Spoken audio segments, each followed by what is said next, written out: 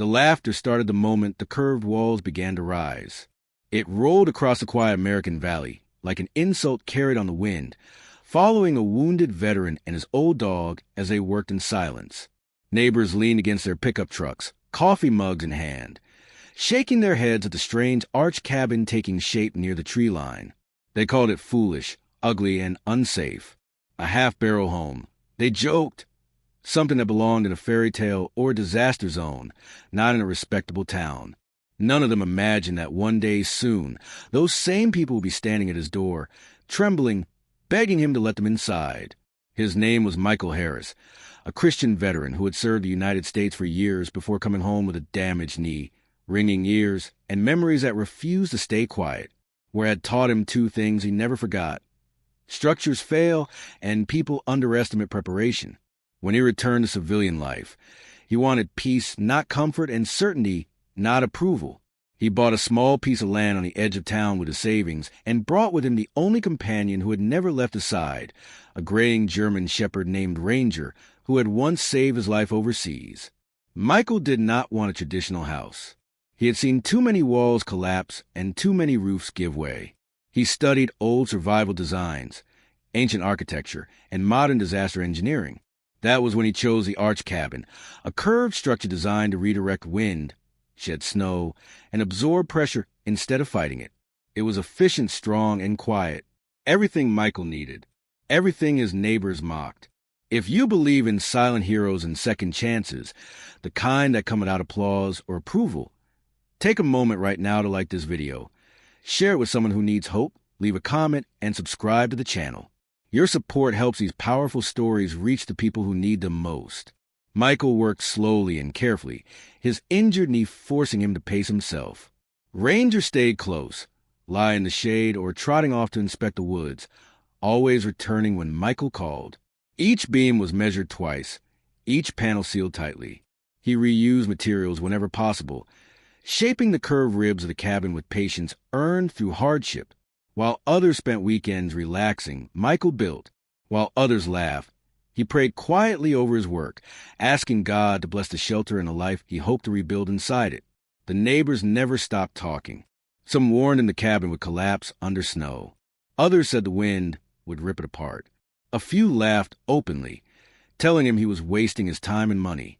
Michael listened without responding. He had learned long ago that explanations rarely change minds that are already closed.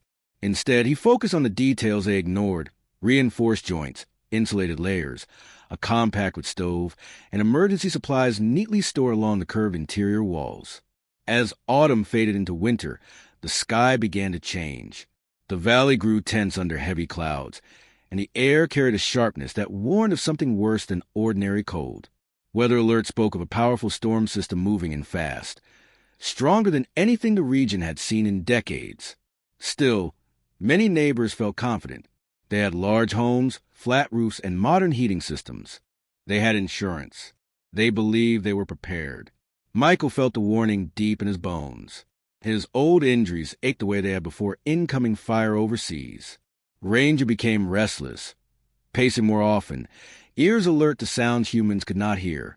Michael checked every seal, stacked firewood, and secured the cabin's entrance.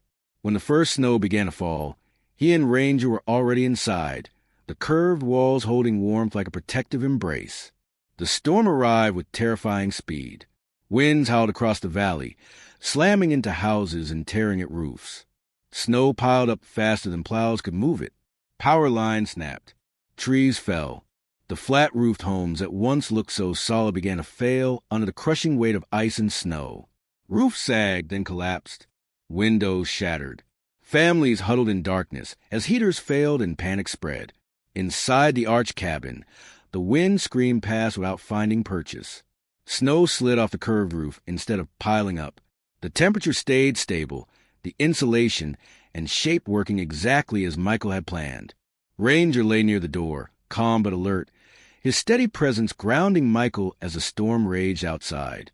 Michael prayed again, not just for himself, but for everyone out there who would laugh without understanding how fragile safety could be. Hours later, desperate pounding echoed through the storm. Shapes moved through the wideout, figures barely visible against the snow. One by one, neighbors stumbled toward the only structure still standing strong. Faces that once smirked were now pale with fear. Hands that once pointed now shook uncontrollably. Michael opened the door without hesitation. He did not ask for apologies. He did not remind them of their words. He guided them inside, wrapped them in blankets, shared his food, and made space where there had been none. Ranger moved among them quietly, offering warmth and comfort just by being there. The arched walls sheltered everyone, the cabin proving its worth with every passing hour. More people came as the night wore on. Families, elderly couples, children clutching toys. Michael organized them calmly, assigning places to sit, monitoring the stove, keeping spirits steady. His voice was calm, practiced, the voice of someone who had led others through chaos before. Outside, the storm continued its assault, but inside, something remarkable happened. Fear softened. Shame turned into gratitude. Laughter faded into silence, and then into quiet respect. When morning finally came, the valley was unrecognizable. Homes were damaged or destroyed. Roads were buried. But the arched cabin stood firm, untouched, surrounded by footprints and stories that would never be forgotten. Emergency crews arrived later that day, stunned by what they found. They listened as neighbors spoke about the veteran they had mocked, the shelter they had doubted, and the lives that had been saved because one man refused a bill for approval instead of survival. After the storm, everything changed. The mocking stopped. Conversations grew quieter and more thoughtful. Some neighbors asked Michael about the design. Others asked for advice. A few simply brought food or firewood, small offerings of respect that said more than words ever could. Michael accepted kindness but never sought praise. He had not built the cabin to prove a point. He had built it to endure. Before we reach the ending, we have a special request for you. Please comment below and share what you believe truly makes someone strong, or tell us about a time when preparation mattered more than popularity. In the years that followed, the arched cabin became a symbol not of defiance, but of wisdom. Michael and Ranger continued their quiet life, surrounded by a community that had learned a hard lesson about judgment and humility. Winter still came, storms still passed, but the valley remembered. It remembered the laughter that faded into gratitude, the shelter that saved lives, and the veteran who proved that strength does not always look the way people expect. Sometimes the safest place is not the one everyone admires, but the one built with care, faith, and heart.